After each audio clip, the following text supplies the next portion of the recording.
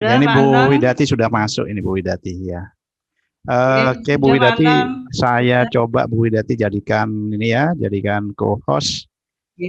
Oke, sudah, monggo dicoba share screen-nya. Apakah sudah bisa di ini?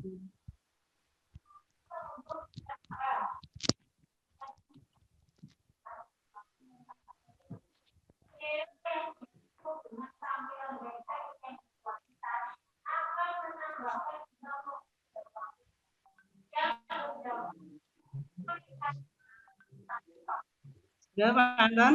Sudah, ya sudah Bu Widati bisa.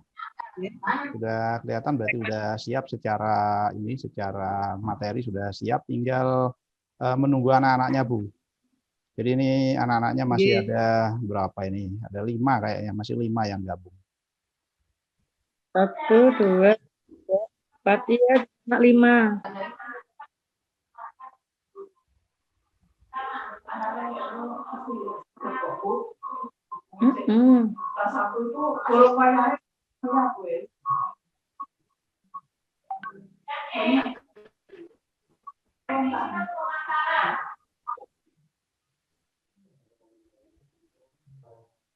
Sepertinya anak-anak kehabisan pulsa, Bu Andis ya?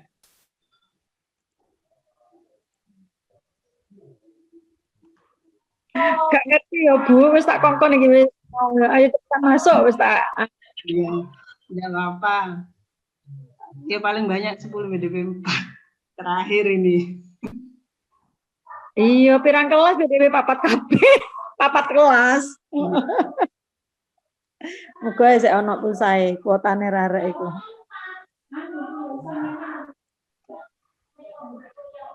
Apa?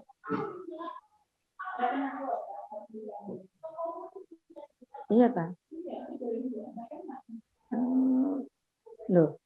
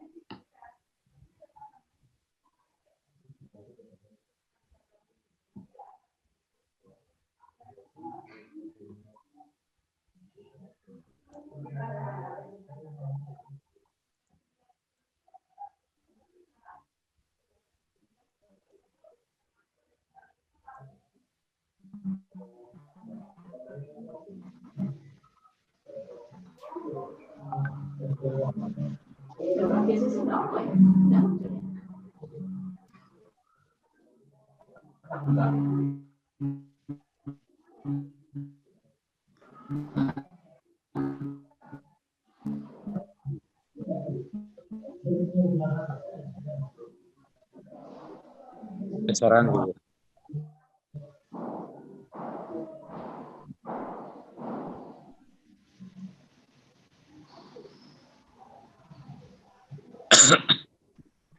Tanggal 9 bubur mulai masuk. 1, 2, 3. Ya.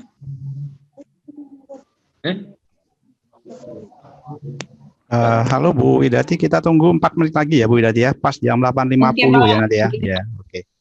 Oke, siap.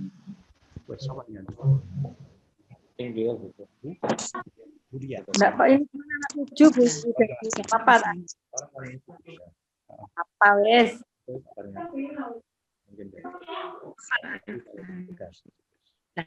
Pokoknya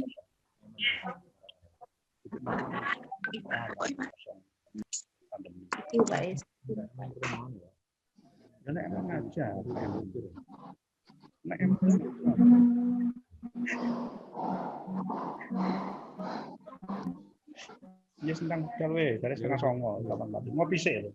Nggo kopi. Oke. Misalkan.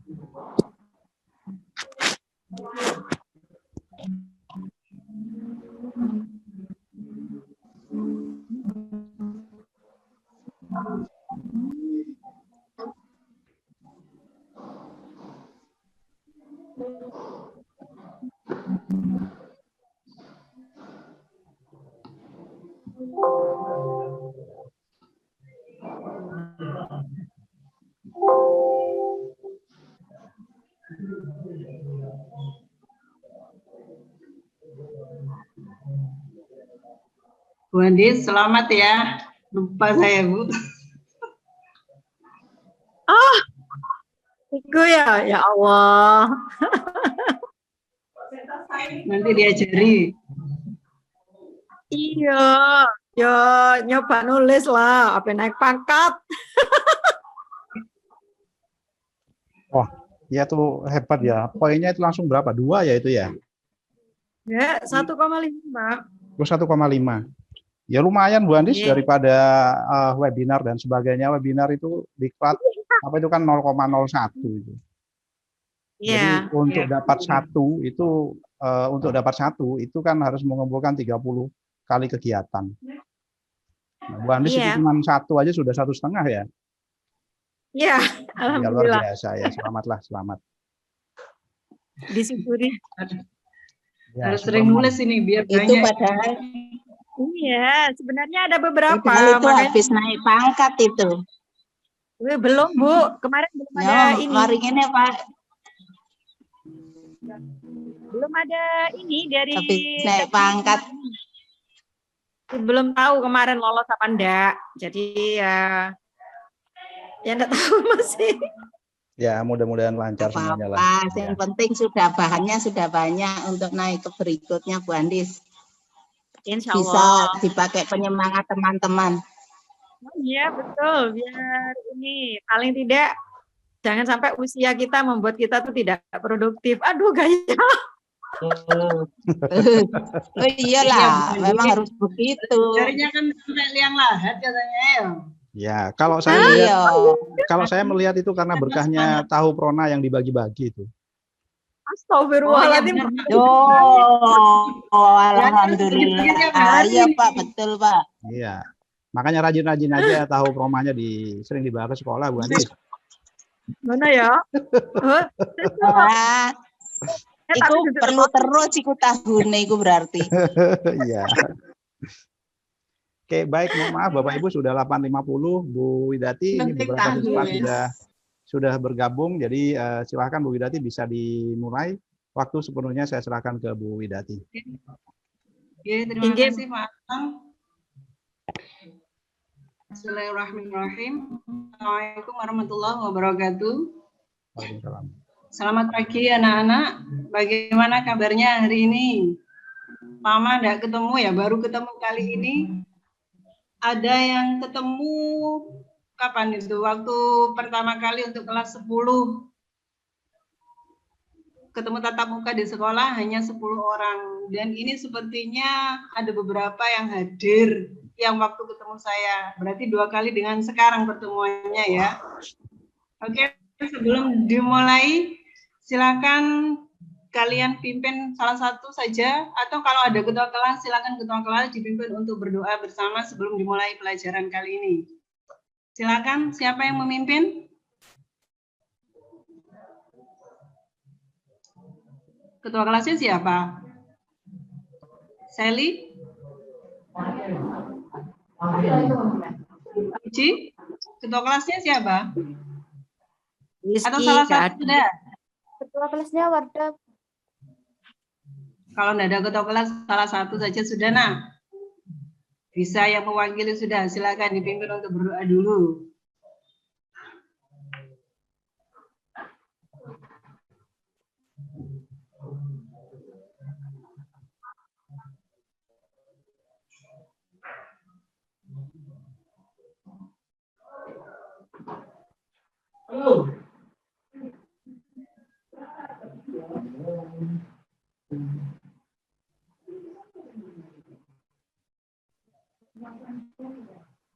Oke, ayo. Kalau tidak ada, saya minta tolong Rindi sudah. Rindi Antika, silakan di-unmute, Dok. Dipimpin berdoa, Rindi. Sebelum mengawali pelajaran kegiatan hari ini, sebaiknya kita berdoa terlebih dahulu. Berdoa dimulai.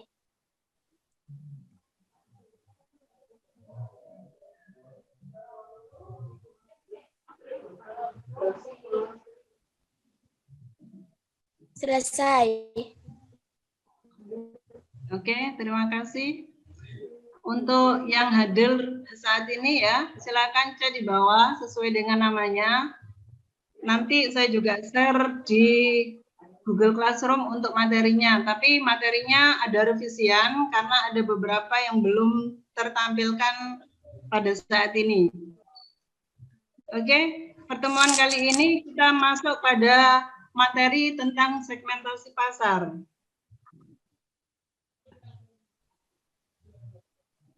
Setelah melakukan kegiatan pembelajaran kali ini, saya berharap kalian bisa memahami pengertian tentang segmentasi pasar, kemudian menguraikan syarat segmentasi pasar, menerangkan manfaat dan tujuan segmentasi pasar, merinci jenis-jenis segmentasi pasar, dan nanti menganalisis prosedur melakukan segmentasi pasar.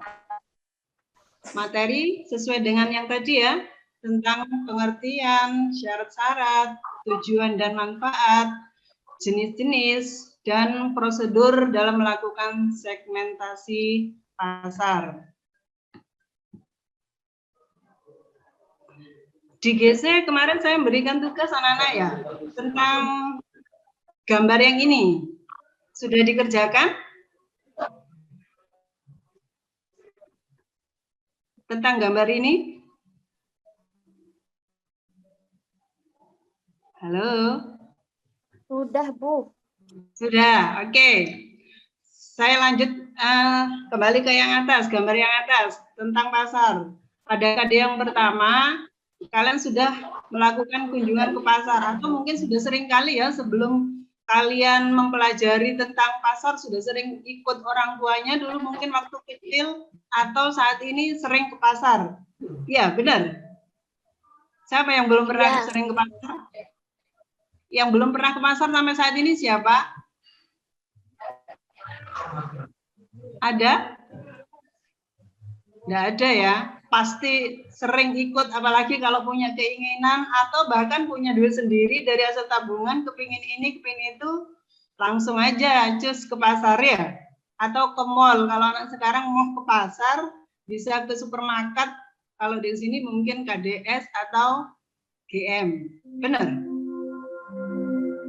Oke, lanjut yang ini, bagaimana? Yang kalian pahami tentang gambar yang sudah saya sampaikan di GC kemarin, Dok?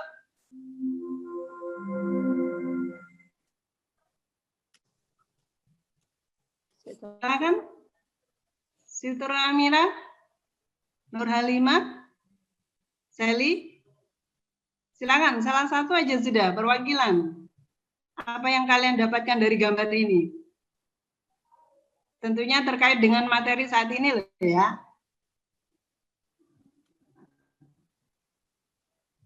Ada? Nur Halimah. Oke, saya tunjuk saya sementara.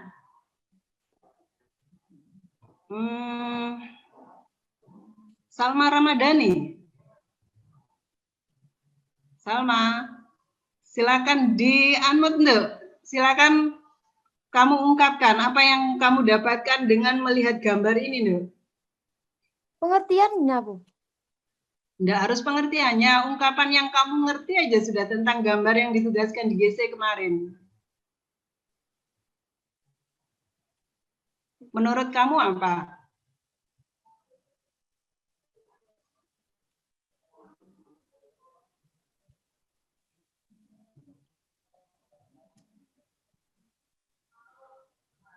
Bagaimana? Yang lain? Sally.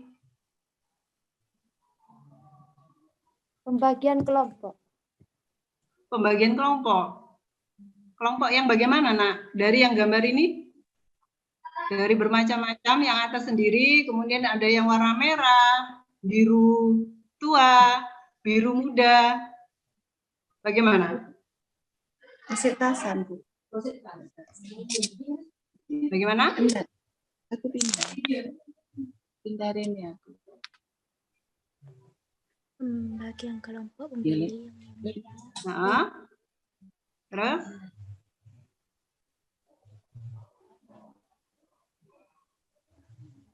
Ya, kalau ke pasar kaitannya dengan berbagai macam kelompok pembeli ya.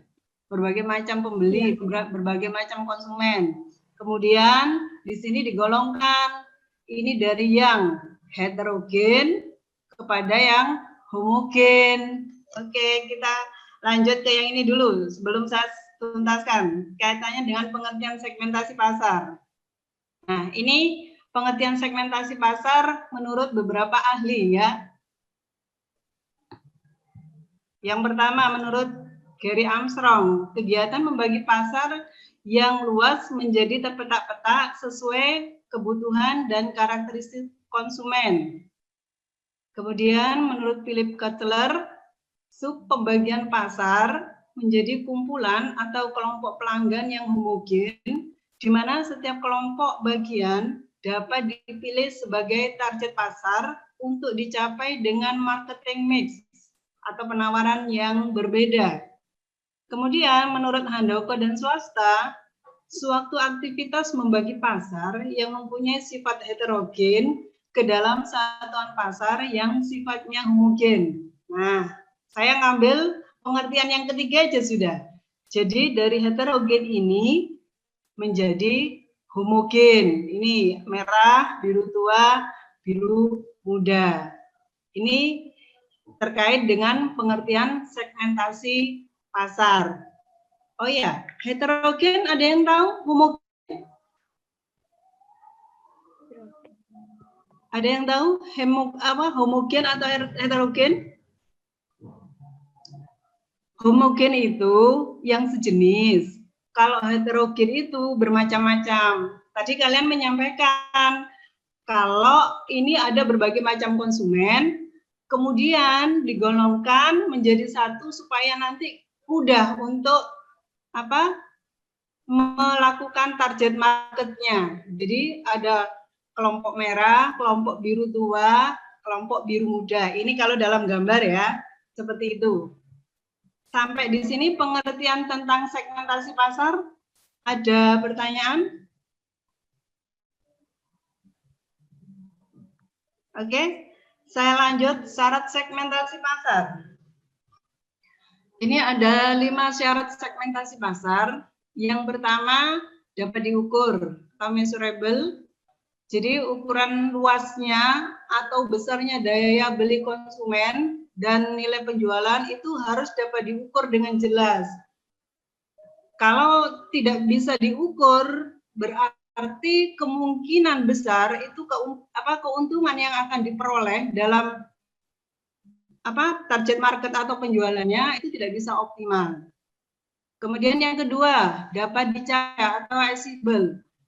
Jadi di sini segmen pasar harus dapat dicapai, dijangkau, dan dilayani secara efektif. Kalau tidak bisa dilayani, tidak bisa dijangkau, tidak bisa dicapai, nah, kemungkinan juga untuk keuntungan itu sangat minim sekali. Kemudian yang ketiga, cukup besar atau substansial. Segmen pasar harus terdiri dari kelompok homogen yang cukup besar dan bernilai. Nah ini, kenapa kelompok homogen ini harus cukup besar dan harus bernilai? Kalau besar, kemungkinan untuk mendapatkan keuntungan yang sangat besar itu pasti bisa diperoleh. Itu ya, cukup besar. Kemudian syarat yang keempat, dapat dibedakan, differentiable. Jadi di sini segmen pasar harus dibedakan satu sama lain dengan jelas. Kalau tidak bisa dibedakan, otomatis perusahaan atau produsen itu sangat kesulitan untuk mendapatkan keuntungan. Ingat, tujuan pertama dalam pemasaran itu yang paling banyak dilakukan adalah profit yang dicari. Kemudian yang kelima, dapat dilaksanakan actionable. Segmen pasar harus dapat dilayani oleh sumber daya yang dimiliki oleh perusahaan. Jadi kalau sampai tidak bisa dilayani oleh sumber daya yang dimiliki perusahaan, terutama tenaga penjualnya atau marketingnya, nah ini kemungkinan besar perusahaan tidak bisa menjual produk yang dihasilkan. Itu syarat-syarat segmentasi pasar. Kemudian tujuan dan manfaat segmentasi pasar. Pelayanan lebih baik dan jelas, pasar lebih mudah dibedakan, kemungkinan menemukan peluang baru, strategi pemasaran lebih terarah, strategi komunikasi lebih efektif, bisa melihat kompetitor dengan model segmen yang sama, faktor penentu desain, dan bahan evaluasi target dan rencana bisnis. Dari tujuan dan manfaat ini ada yang kalian tanyakan?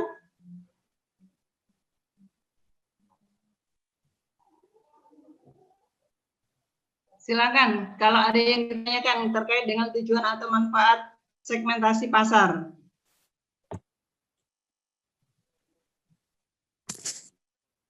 Oke, kalau tidak ada saya lanjut dulu ya. Nah, sekarang kita ke jenis-jenis segmentasi pasar.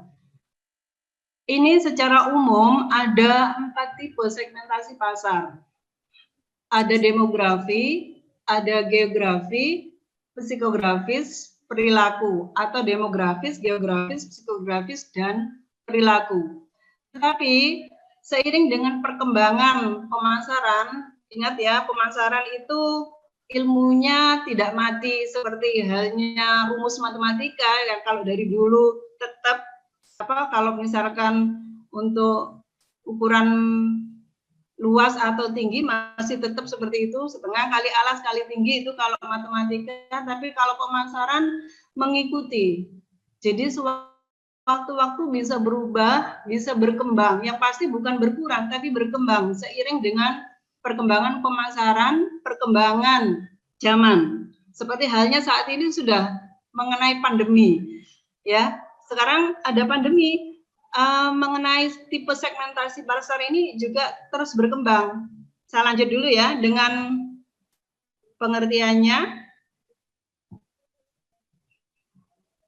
Nah, ini segmentasi perilaku, yaitu pengelompokan konsumen dengan ditinjau dari pelakunya terhadap produk yang ditawarkan yang sesuai ukuran di dalamnya adalah pengetahuan, loyalitas, idealisme, serta respon konsumen. Ini kaitannya dengan perilaku, lebih intern ke dalam pribadi konsumen. Ini pengelompokan segmentasi pasar pada perilaku. Kemudian yang kedua, segmentasi psikografis. Ini pengelompokan pasar berdasarkan kepribadian konsumen, bagaimana ciri dan kepribadian mereka, gaya hidup hingga kelas sosial. Nah, ini lebih berkembang. Kalau segmentasi perilaku ini cenderung kepada diri individu atau intern, tapi segmentasi psikografis ini bisa ekstern dan juga bisa intern, karena seperti di sini kelas sosial. Nah, kelas sosial yang terjadi di masyarakat itu kan macam-macam. Ada kelas sosial menengah atas, menengah, dan ke bawah. Ini. Terus yang ketiga itu segmentasi demografis, yaitu pengelompokan konsumen atas dasar keumuman, usia, jenis kelamin atau gender, pendidikan, pendapatan, ras, agama, tingkat ekonomi, dan tingkat pendapatan. Ini segmentasi secara demografis. Kemudian yang segmentasi geografis. Nah, segmentasi geografis ini penentuan kelompok pemasaran dengan berdasar pada tempat tinggal konsumen. Bisa desa, bisa kota, provinsi, dan kepulauan, atau bisa juga lintas negara atau lintas benua. Itu ya penjelasan dari gambar yang atas. Nah, ini ada beberapa video yang mungkin bisa memperjelas untuk pengertian, untuk cara dan syarat-syarat atau tujuan dan manfaat serta jenis-jenis segmentasi pasar. Sebentar.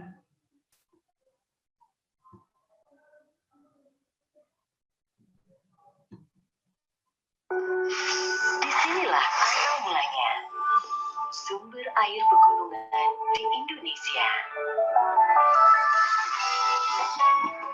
Mengalir ke penjuru Nusantara selama lebih dari 45 tahun. Dari generasi ke generasi, Aqua dengan label baru kebaikan berawal dari sini. Nah, itu tadi ya. Kalau dilihat, nah ini tadi kaitannya dengan jenis-jenis segmentasi. Secara geografis, Aqua menyapa semua pasar di wilayah Indonesia. Ya, dari menengah ke bawah, menengah maupun yang kelas atas.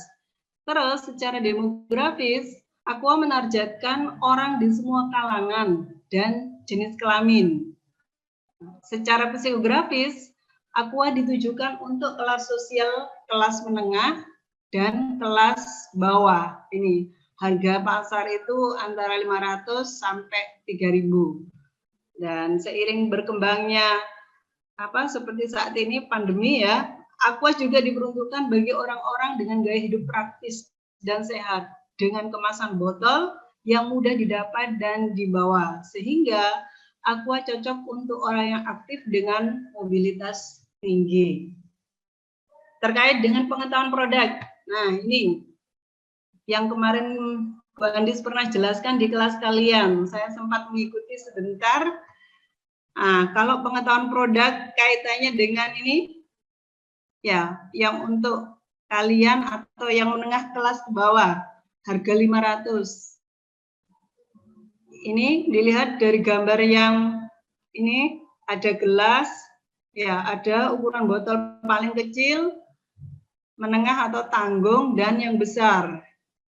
Dan seiring dengan perkembangan untuk daerah kota besar seperti hanya Surabaya, airnya kan sudah kurang bagus untuk minum. Nah, ada galon, jadi kalau untuk minum tidak perlu pakai sumber air karena sumber airnya kurang bagus untuk kesehatan, beli Aqua pakai galon besar. Kalau pakai galon yang kecil-kecil, berapa habisnya? Seperti itu. Ada kemasan yang lain, ini dengan berbagai macam varian rasa. Ada yang rasa apel, ada rasa jeruk. Ini ya, terkait dengan pengetahuan produk, juga terkait segmentasi pasar untuk jenis-jenis segmentasi pasar. Oke, saya lanjut. Perhatikan video ini, terus coba kalian nanti ungkapkan jenis segmentasinya seperti yang ini, secara geografis bagaimana, demografis bagaimana, psikografisnya bagaimana, atau mungkin perilaku nanti ada juga, jadi kalian bisa sebutkan. Oke?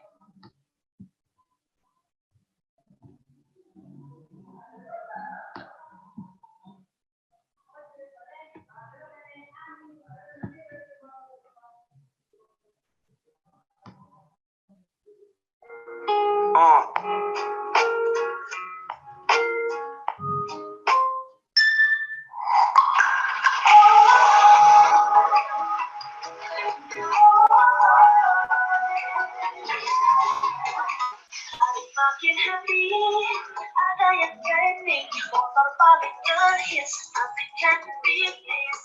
Feels like it's masa kini makin asik, got our worries, you're the free life being. Then go up and slow me down, yeah, you know we love it. 1, 2, 3, 4. Let's siapa sih?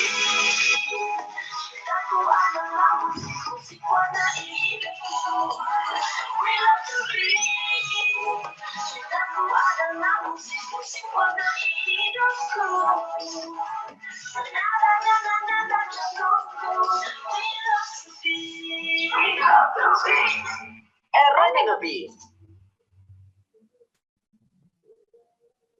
Oke, silakan Mareta Putri, Tazia, Nur Aminah, Salma, atau yang lain? Silakan. Secara psikografisnya bagaimana? Kemudian demografisnya bagaimana produk Honda untuk motor Beats ini? Silahkan.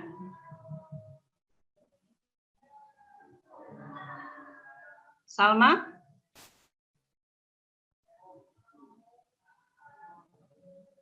Rindy Antika? Nur Halimah?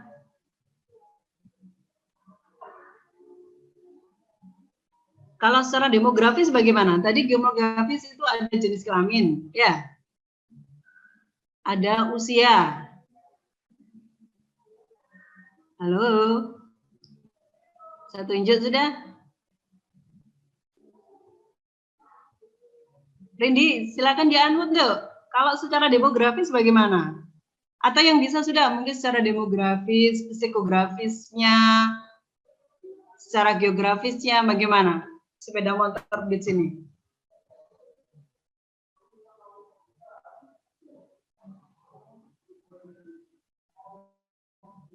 Halo, Rindy.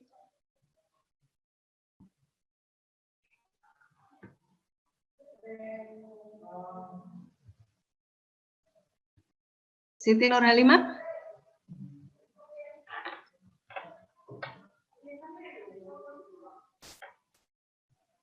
Sally, apa perlu saya putar lagi?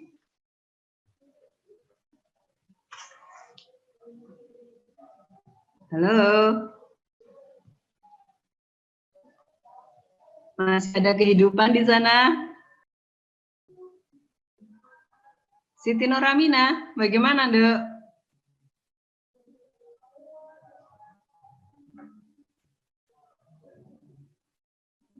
Oke, langsung ya. Ini kalian lihat sudah.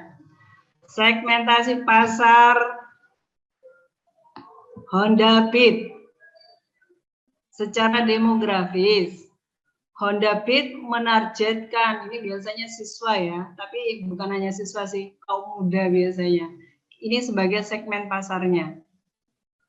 Terus, secara psikografis, Honda Beat ditujukan bagi kaum muda yang menyukai kenyamanan dan kepraktisan serta gaya hidup yang trendy dan modern. Secara geografis, Honda Beat di segmen 110 cc ini memiliki konsentrasi pemasaran di kota-kota besar dan daerah di Indonesia, di mana kalau di daerah perkotaan itu cenderung menggunakan roda balap. Tapi kalau di daerah ya yang terpencil itu cenderung menggunakan roda jari-jari. Nah, itu tentang jenis segmentasi pasar dari motor Honda Beat. Oke, saya lanjut ke prosedur sekarang. Prosedur melakukan segmentasi pasar. Ini ada 3 tahapan. Tahap yang pertama yaitu tahap survei. Pada tahap ini, wawancara dilakukan dengan segmen pasar sasaran untuk mendapatkan pemahaman tentang sikap, motivasi, dan perilaku konsumen. Wawancara dapat dilakukan dalam bentuk kuesioner, di mana data konsumennya dikumpulkan, dapat digunakan sebagai informasi tentang atribut yang dibutuhkan. Kemudian yang kedua, tahap analisis. Pada tahap ini, data yang mengandung variabel berkorelasi tinggi dihapus. Kemudian, analisis kelompok dilakukan untuk menghasilkan jumlah maksimum segmen yang berbeda. Terus, yang ketiga, tahap pembentukan. Pada tahap ini, kelompok dibentuk berdasarkan perbedaan sikap, perilaku, demografi, psikologisnya, psikografis, dan pola medianya.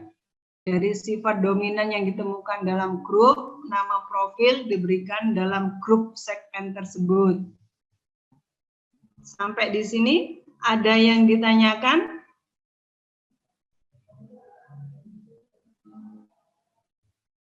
Kalau ada yang belum jelas, silakan ditanyakan.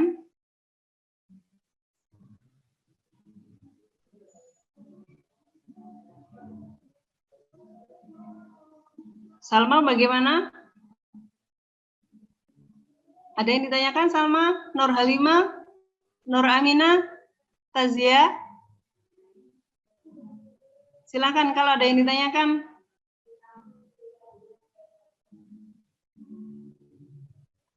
Tidak ada? Kalau tidak ada, saya langsung ya.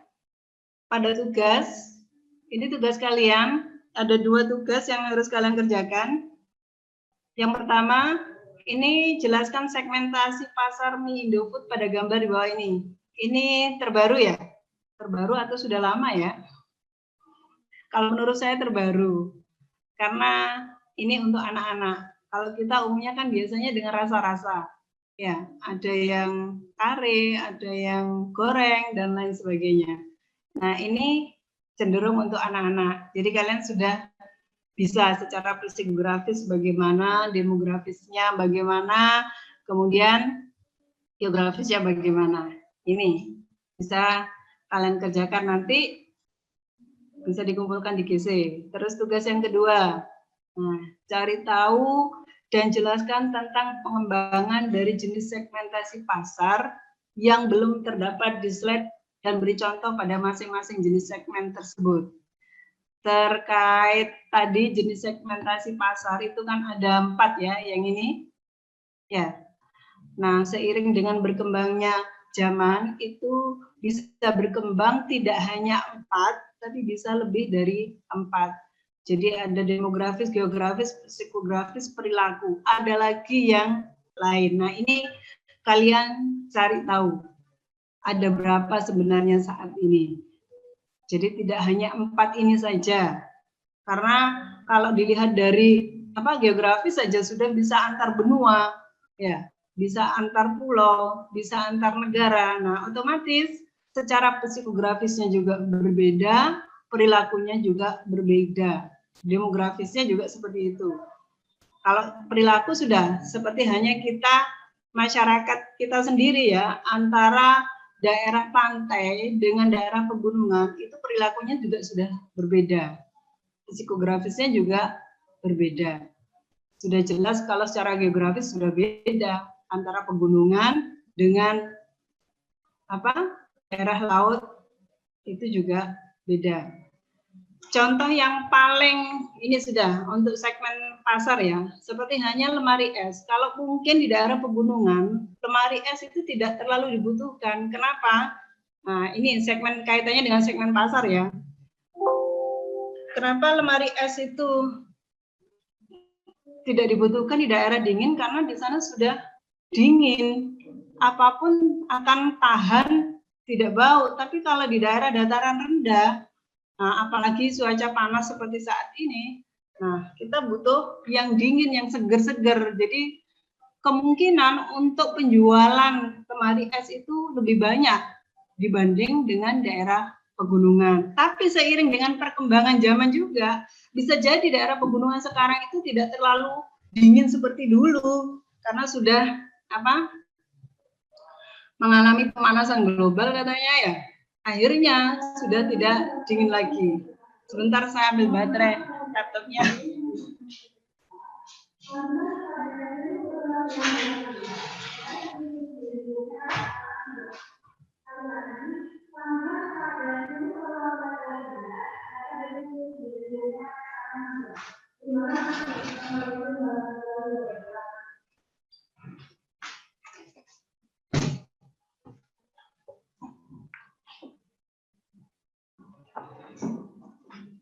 Oke, demikian penjelasan dari saya ya, Pak Anton.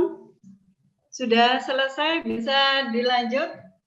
Anak-anak mungkin ada yang bertanya, kalau ada yang mau ditanyakan. Ya, sesi tanya jawab dulu Bu Widati, monggo.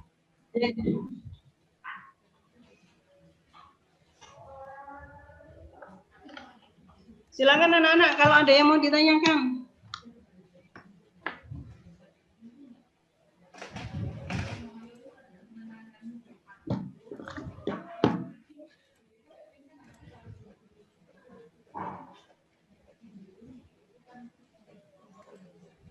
Kalau ada yang belum dipahami bisa ditanyakan, Dok.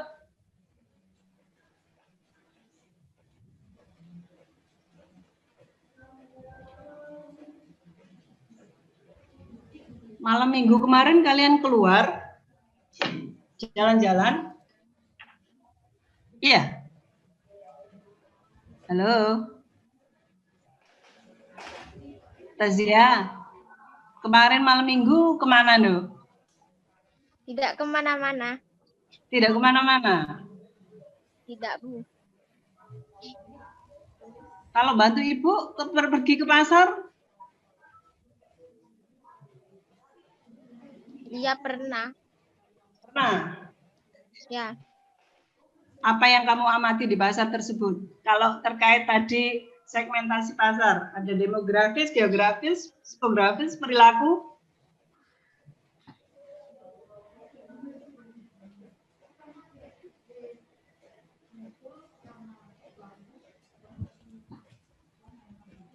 Masih bingung?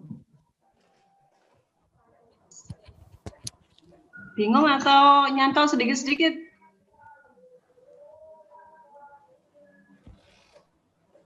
Belum. Silakan.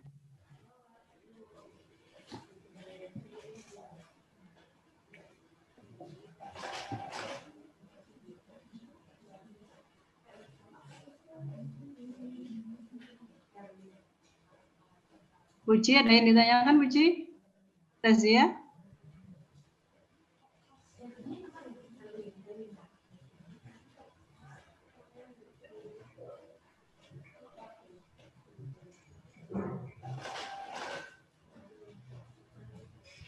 Kalau tidak ada, saya yang tanya ya. Tahu Coca-Cola? Tahu Coca-Cola? Tahu. Tahu. Oke, kalau tahu seperti hanya Aqua itu gimana? Segmentasi secara psikografisnya, demografisnya, geografisnya. Ada yang tahu? Silakan.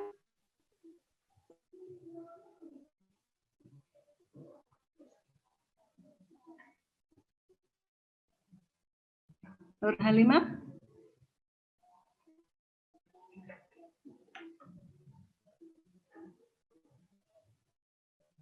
Halo.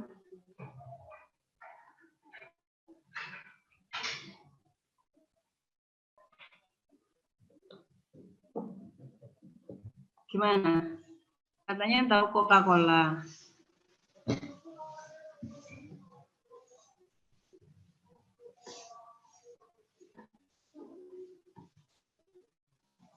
Coba lihat ini deh.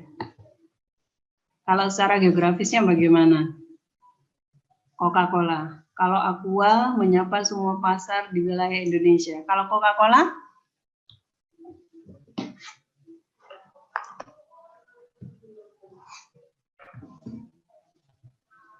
Coca-Cola? Bukan hanya di Indonesia ya. Seluruh dunia, Amerika, Coca-Cola ada. Ya. Jepang, Coca-Cola juga ada. Secara geografis?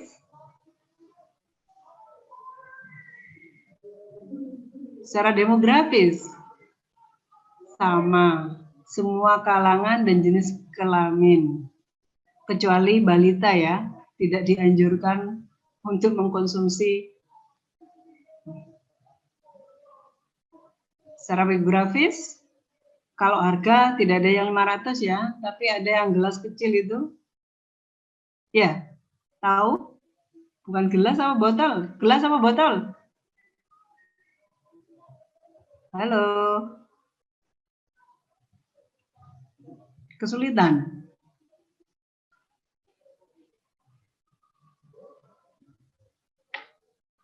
Tazia, ada yang ditanyakan, Dok? Tidak, Bu. Ngerti, Nak?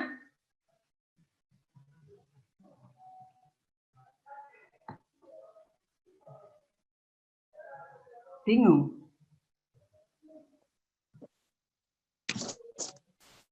Sally?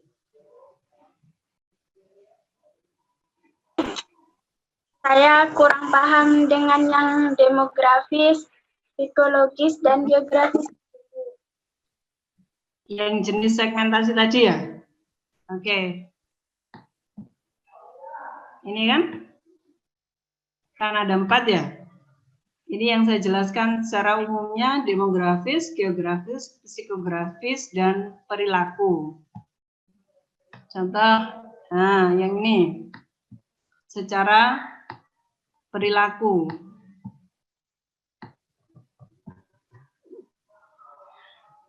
Segmentasi perilaku yaitu pengelompokan konsumen dengan ditinjau dari perilakunya terhadap produk yang ditawarkan. Yang termasuk ukuran di dalamnya adalah pengetahuan, loyalitas, idealisme, serta respon konsumen. Seperti hanya begini, Coca-Cola sudah.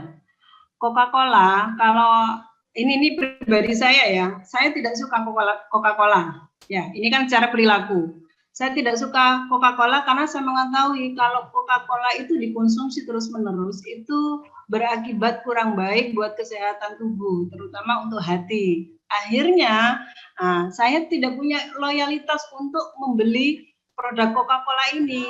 Beda dengan Aqua. Nah, kalau Aqua saya suka, kenapa? Air putih. Jelas-jelas untuk kesehatan lebih baik. Akhirnya, setiap saya bepergian, saya mesti air putih, entah itu Aqua, entah itu Alamo, dan sebagainya. Itu yang perilaku ya. Kemudian, segmentasi yang secara psikografis, yaitu pengelompokan pasar berdasarkan kepribadian konsumen. Bagaimana ciri dan kepribadian mereka, gaya hidup mereka, hingga kelas sosial. Nah, seperti ini sudah. Ya, kalau orang punya istilahnya yang menengah ke bawah sudah.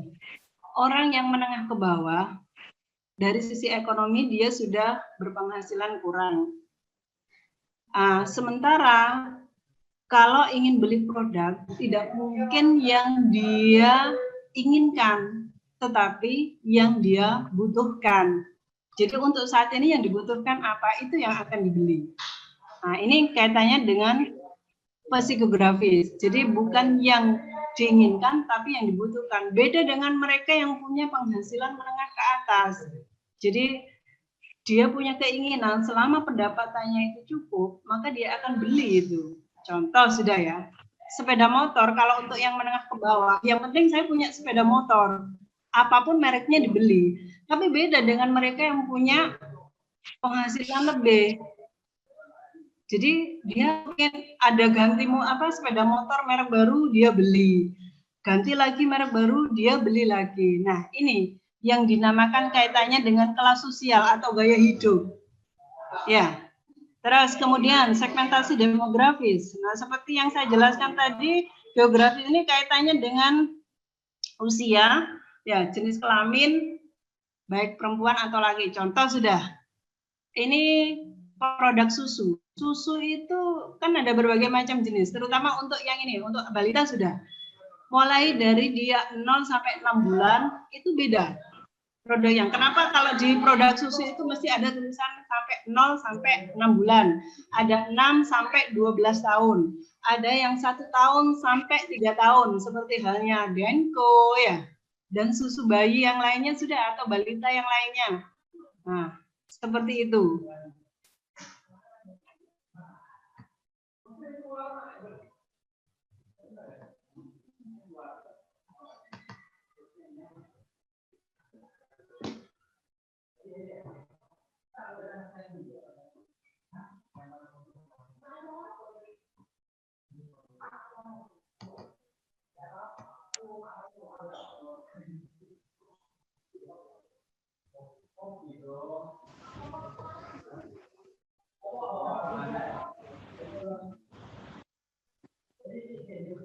Mohon maaf, ini kok.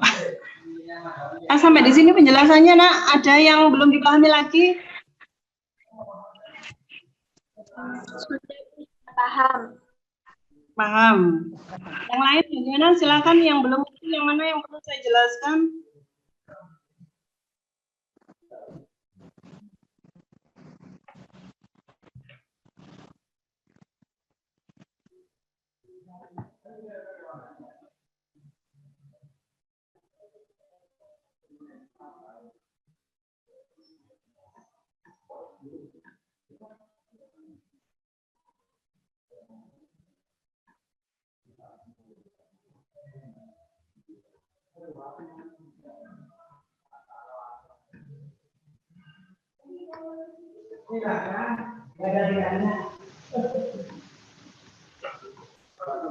Halo, silakan kalau ada pertanyaan, Nak.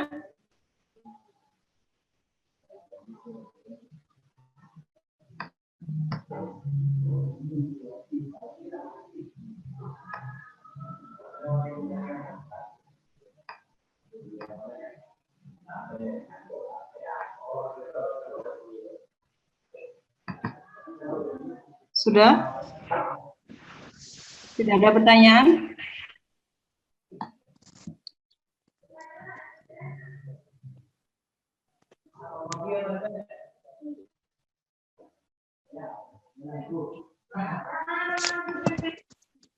Silakan kalau ada pertanyaan.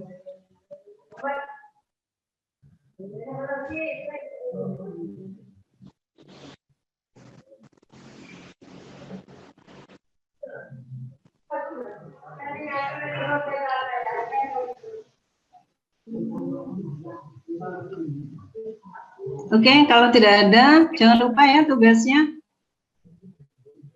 Yang ini. Dengan yang ini ya.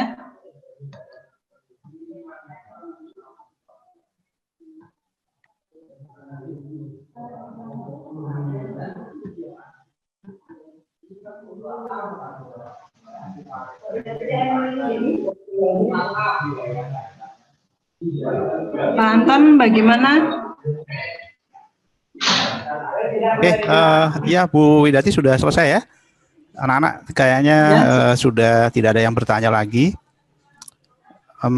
Baik, karena nggak ada yang tanya anak-anak, sesi mapelnya Bu Widati sudah berakhir. Jadi kalian bisa meninggalkan ruangan ini. Jadi bisa meninggalkan ruang Zoom ini. Silakan yang pakai HP di pojok kanan atas itu ada tulisan leave ya, atau tinggalkan ini, tinggalkan ruangan. Silakan diklik itu untuk keluar dari aplikasi Zoom.